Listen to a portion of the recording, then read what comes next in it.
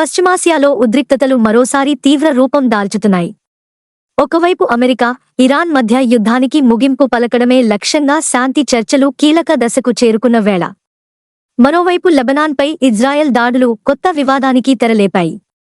ఈ పరిణామాలపై అసహనం వ్యక్తం చేసిన అమెరికా మాజీ అధ్యక్షుడు డొనాల్డ్ ట్రంప్, ఇజ్రాయెల్ ప్రధాని బెంజమిన్ నెతన్యాహుతో ఫోన్లో తీవ్ర అసంతృప్తి వ్యక్తం చేసినట్లు ప్రముఖ అంతర్జాతీయ మీడియా కథనాలు చెబుతున్నాయి. ఇజ్రాయెల్ చర్యలు అంతర్జాతీయంగా దేశాన్ని ఒంటరిని చేస్తున్నాయని, అలాగే ఇరాన్తో అమెరికా కొనసాగిస్తున్న దౌత్య ప్రయత్నాలకు అడ్డంకిగా మారుతున్నాయని ట్రంప్ ఆగ్రహం వ్యక్తం చేసినట్లు సమాచారం. ప్రస్తుత పరిస్థితులను అర్థం చేసుకోకుండా వ్యవహరిస్తున్నావని, ఈ దాడులు కొనసాగితే ప్రపంచవ్యాప్తంగా ఇజ్రాయెల్పై మరింత ఒత్తిడి పెరుగుతుందని నెతన్యాహుకు ట్రంప్ హెచ్చరించినట్లు తెలుస్తోంది. ఇదిలా ఉంటే, తమ మిత్రదేశమైన లెబనాన్పై ఇజ్రాయెల్ దాడులను ఇరాన్ తీవ్రంగా ఖండించింది.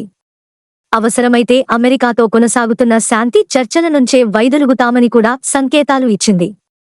ఈ హెచ్చరికల నేపథ్యంలో పరిస్థితిని అదుపులోకి తీసుకురావాలని అమెరికా ప్రయత్నాలు ముమ్మరం చేసినట్లు తెలుస్తోంది.